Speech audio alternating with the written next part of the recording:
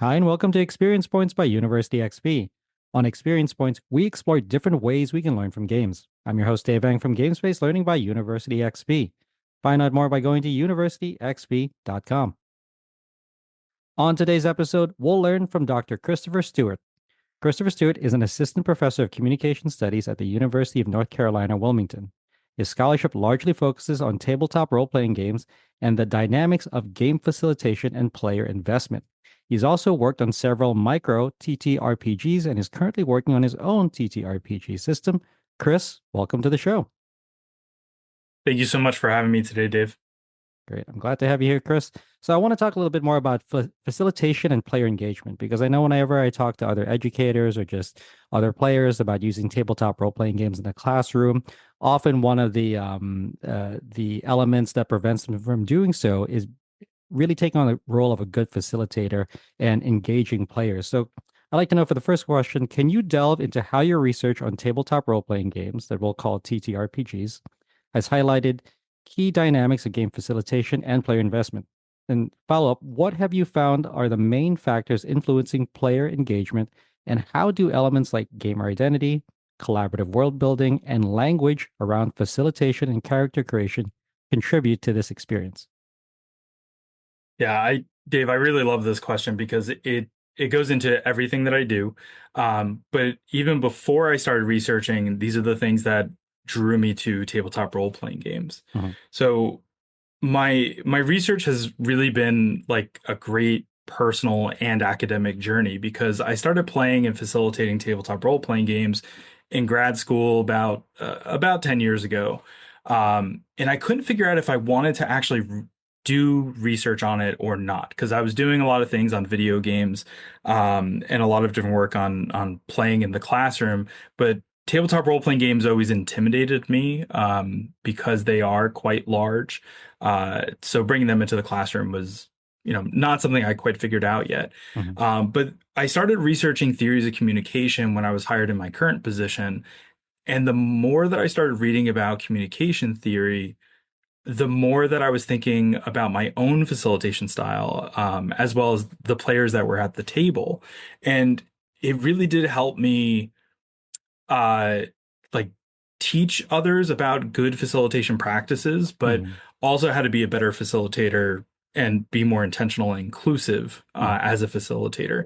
And this expanded way beyond just the gaming element when I was facilitating workshops, being in a classroom space, etc. It really helped me be more intentional about those things.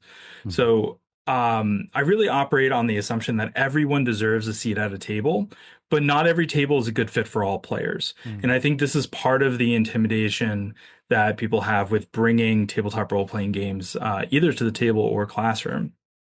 So Mhm. facilitation styles greatly vary, just like, player styles do.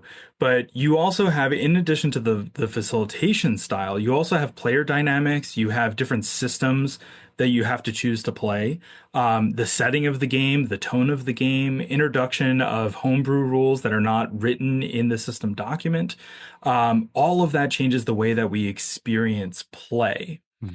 So when it comes to thinking about facilitation and the players, we really do have to kind of narrow down our style.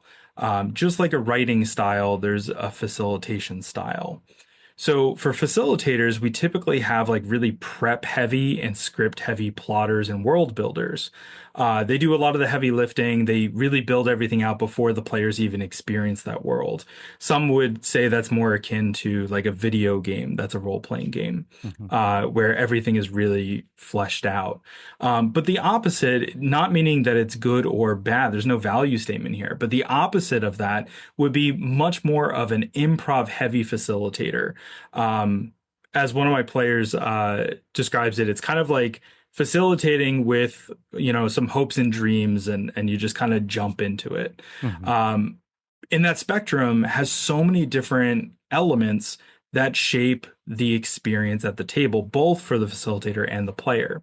So if we think of it from a lot of different angles, you can kind of start shaping with communication theories, with rhetorical theories, with pedagogical approaches. Like you could really see how all this stuff kind of ties together.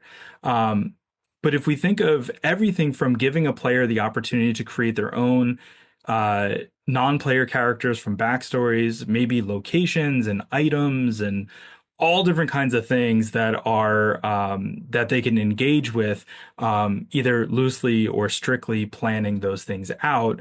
That's a very different style of engagement than just waiting for something to come up and then interacting with it. Mhm.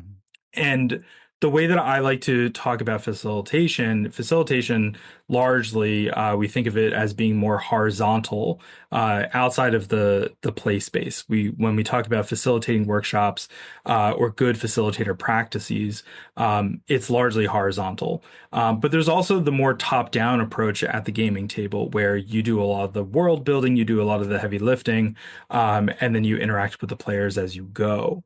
Mhm. So if everything comes down to restrictions of play and character customization, um, then we really have to look at more of the communication practices at the table, because a lot of that is governed both by what the facilitator allows, does not allow, or communicates at the table, as Mhm. well as the system documents. So one of the research projects I'm working on right now with my students, we are looking at game books and the language around facilitator and player. Mhm. So all of this ties into uh, what influences player engagement, what influences who may or may not want to bring this to their table or classroom.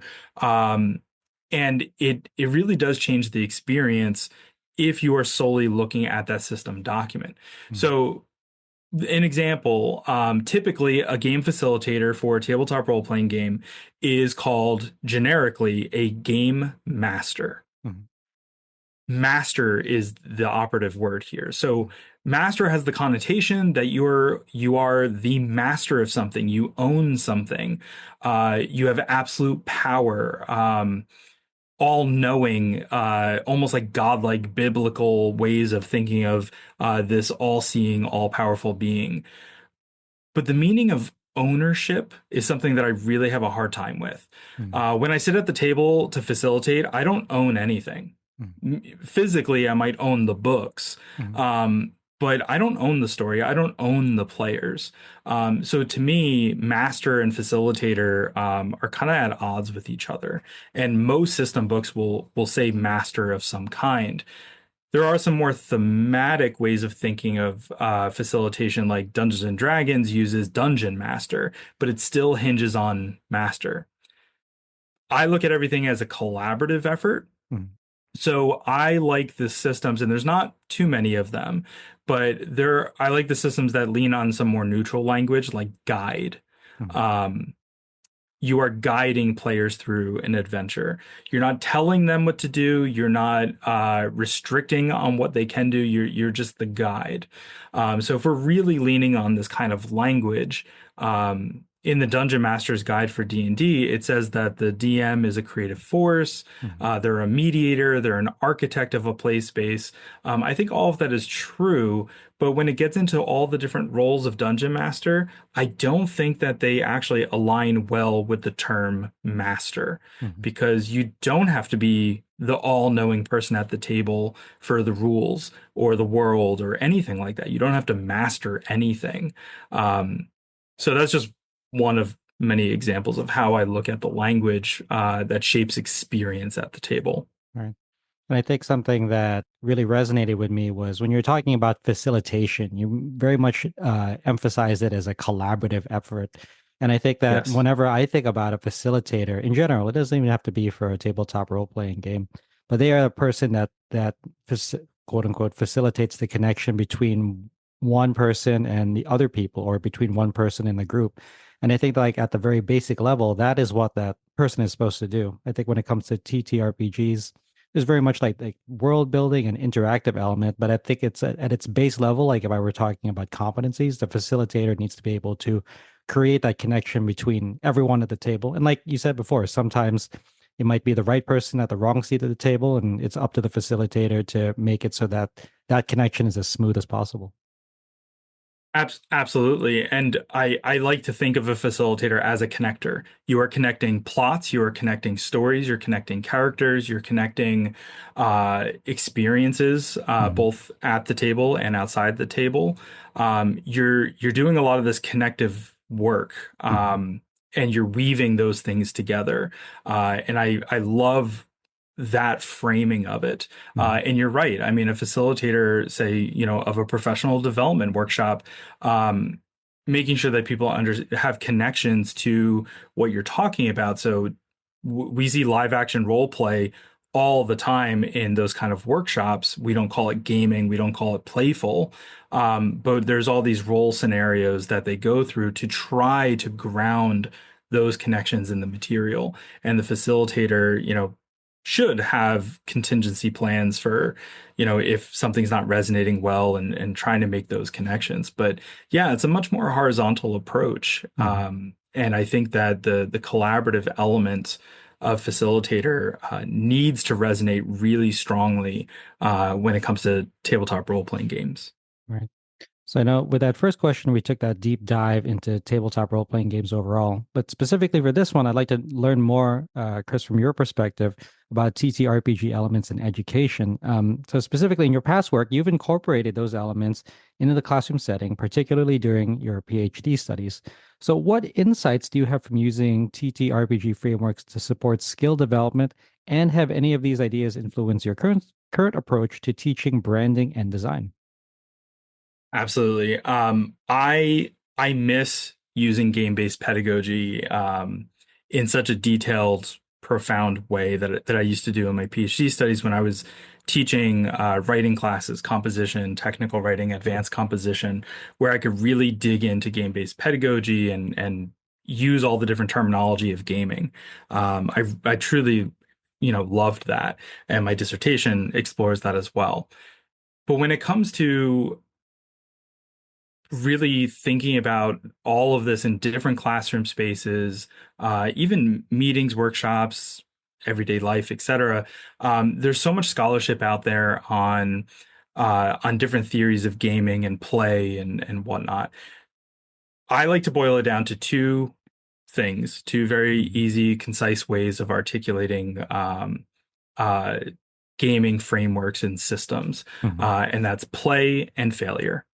So when when I'm thinking of the more elaborate game-based pedagogical approaches, they all still go back to play and failure, because we're using playful language, we're enacting different types of play and all different ways to define it, and then we also make space for failure, and we talk about what failure is. Mhm. So at its core, I really lean heavily on Miguel Sicart. Mhm. He wrote a book called Play Matters, and I absolutely cherish that book. And he explains that play is an act of being human. Mhm. So when I talk to my students about play, I try to get rid of that binary, that dichotomy of play versus work. Play as childish, work as serious and adult. I try to break that down by just framing it as being human. Mhm. And he articulates play in like some of these really beautiful ways. Some of my favorite kind of expressions that he has, is that play is a dance between creation and destruction.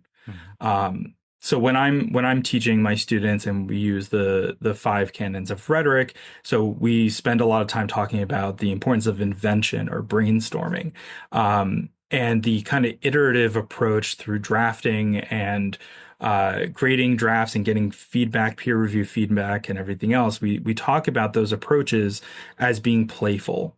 Um, and he explains, and this is how I think it connects a little bit uh, uh, more directly with tabletop role-playing games.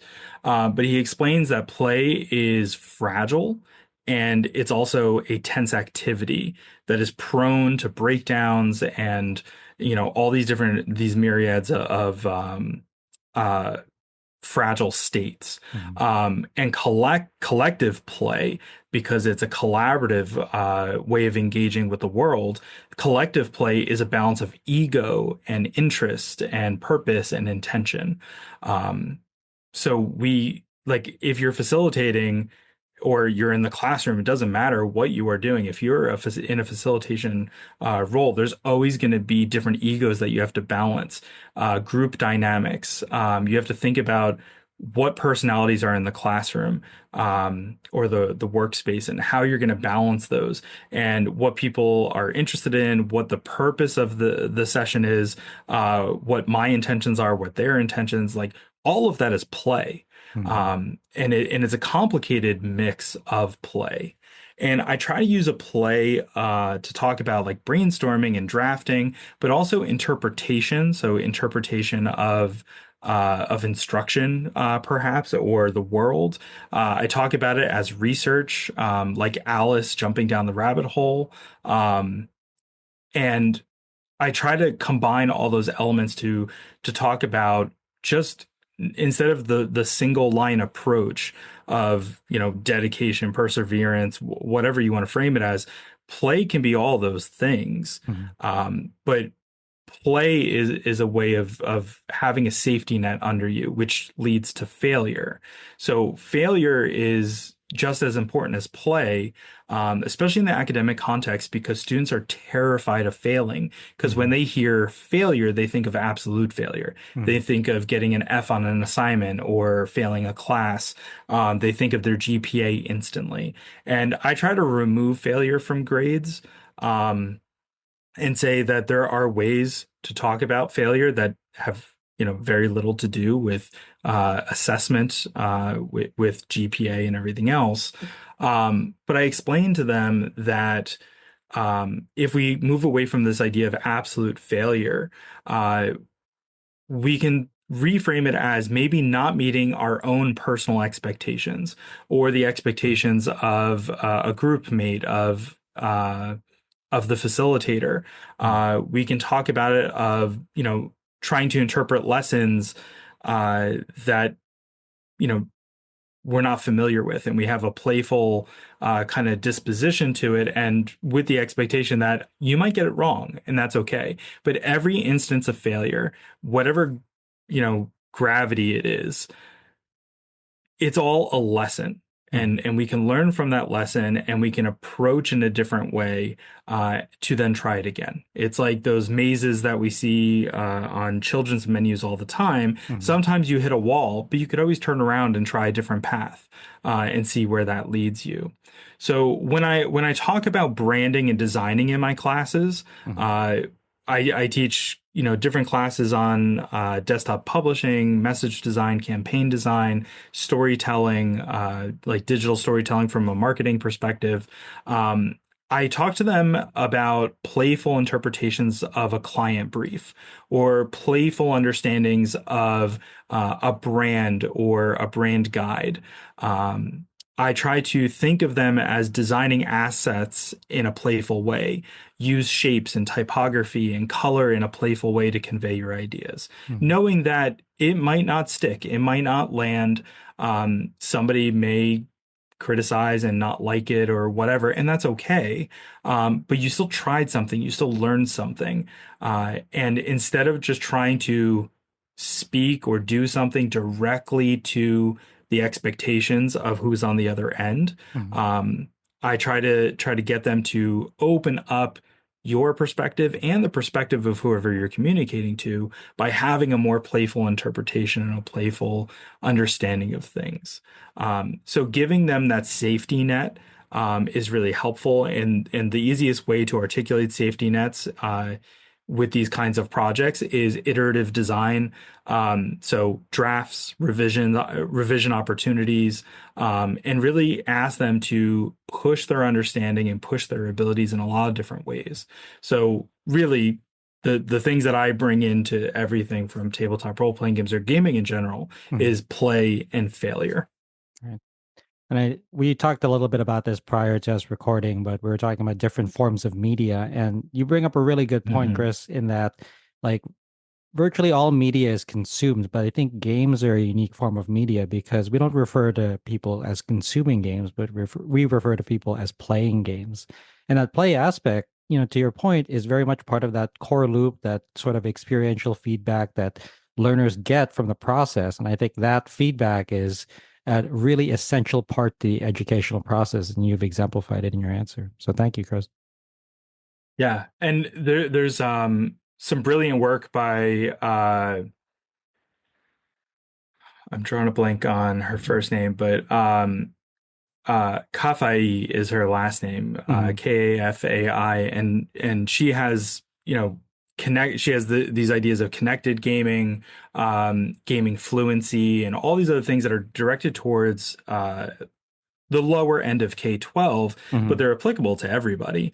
And a lot of what she explains is that you need a feedback loop. Right. That's why we go through alpha, beta testing for software, for games, etc. Like we want that feedback and we Hmm. approach it in an iterative way so we can have moments of reflection, so we can have moments of um, assessment, and then we can create a new plan of action.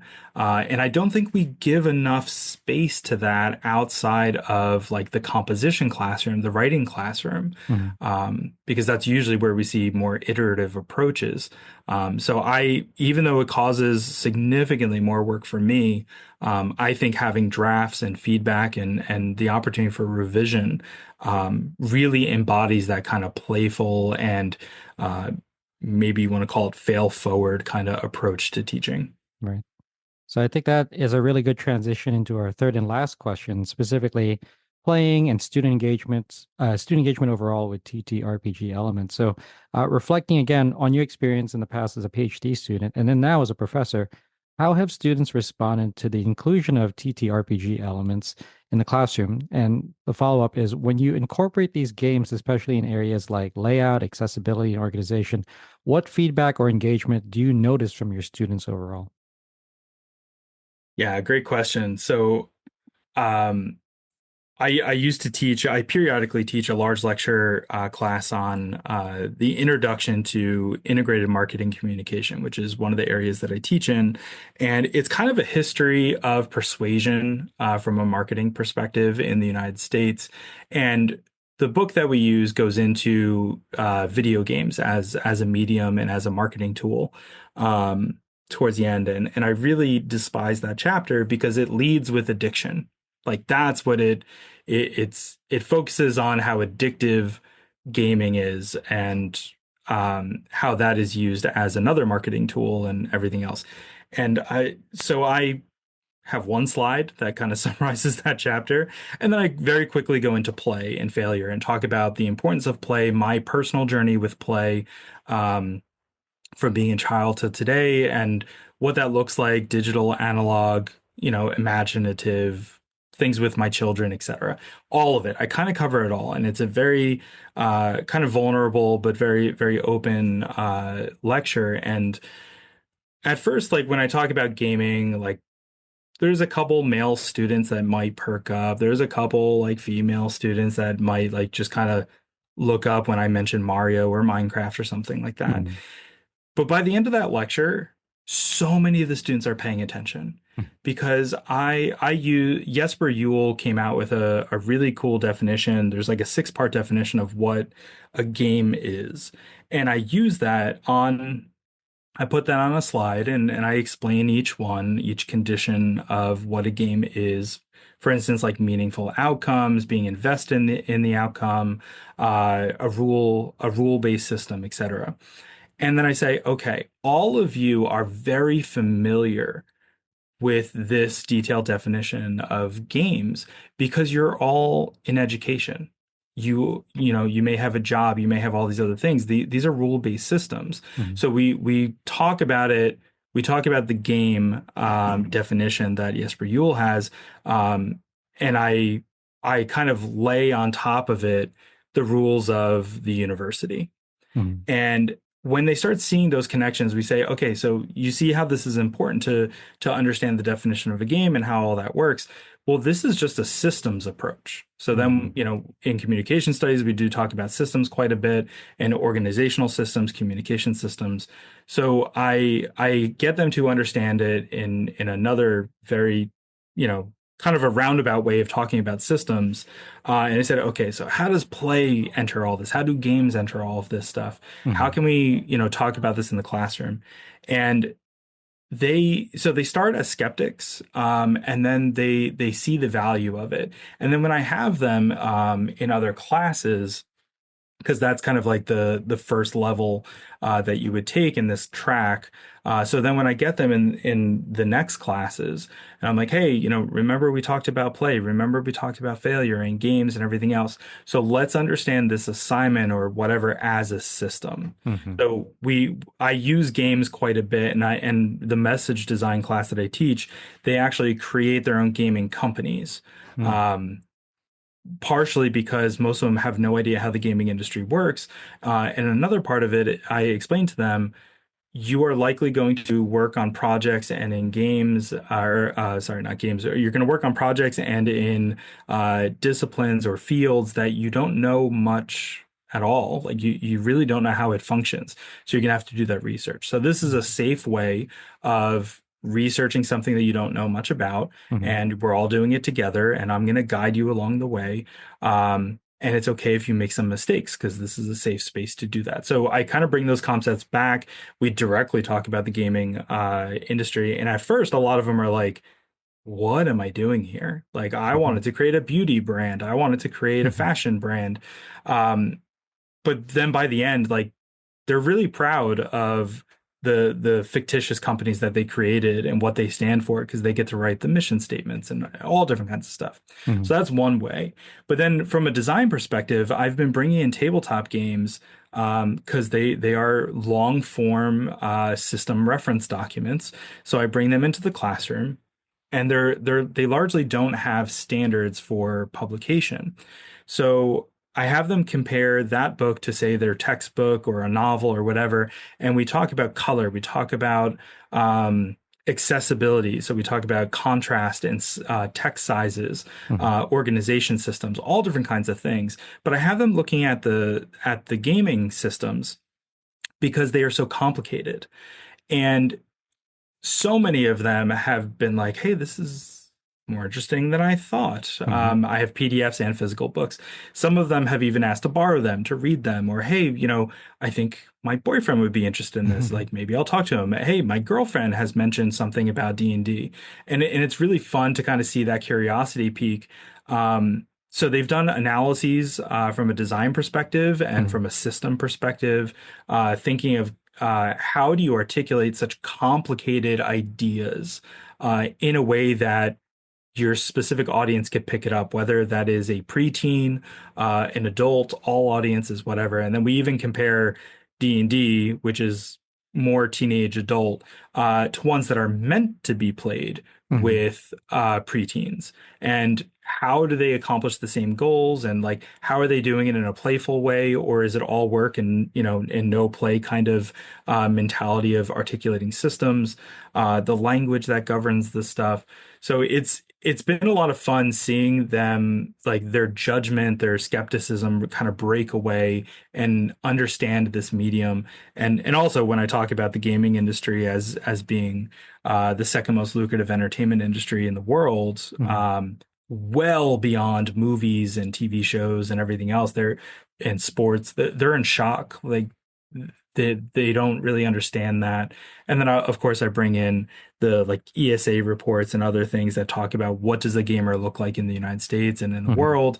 And they're shocked to see that it's kind of 50-50 Hmm. representation, that it's not just a male dominated space. So it's been really fun kind of bringing those elements in, and to kind of circle back to the start of your question about Hmm. when I used to teach this in the PhD, in my PhD program, when I would say, hey, like you're gonna be leveling up. You're a level 0 avatar at the moment, and you're gonna gain experience points, and we're gonna have guild assignments and projects and all this other stuff. Hmm.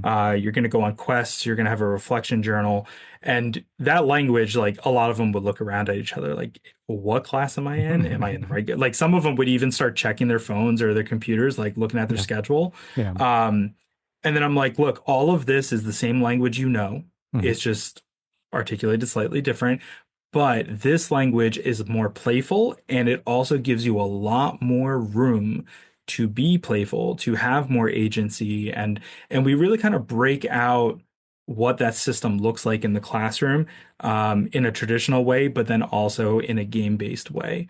And I really prided myself. I taught it that way for 5 years, the game-based kind of way with my script and everything, inspired Hmm. by Lee Sheldon's multiplayer classroom. Hmm. Um, and I really prided the fact that only in those five-ish years, only two students ever left that class after syllabus day Hmm. because of what it was all about, Right. like that I was using gaming language.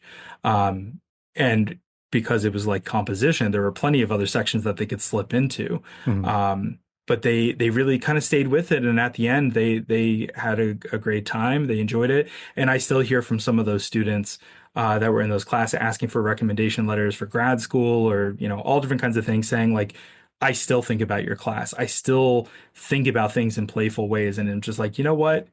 Even if I've only heard from maybe 2% of the students that have taken those classes, like the Hmm. fact that they're still thinking about their composition class, which is a class that most of them are trying to forget while they're even in that class, Hmm. um, is a huge win. So it really does demonstrate the power of gaming language and gaming systems. Right. So I think that my main takeaway is that, like you said before, it's a lot of it is focused on systems thinking and students really being Yes, able to focus on the fact that, like, there's more game elements that are present in our everyday life than they may realize. So thank you again, right. Chris. I appreciate it. Unfortunately, we're running out of time, so I want to go into our guest outro. I appreciate you joining us today. If people wanted to find out more about you and your work, where is a good place for them to go? So my website was recently taken down, Oh unfortunately, no. uh, which I'm trying to get back up, which is chrisstewart.com. Hmm. Uh, but I am trying to post more and more on LinkedIn, Hmm. and I'm more active on Facebook. Uh, and I'm trying to create more of a general presence around the data that I'm collecting around gaming on those platforms. All right. Well, thanks, Chris. I appreciate it. I will post those links in the show notes and description so people can find you online. Thank you again for joining us, Chris. Thank you for having me.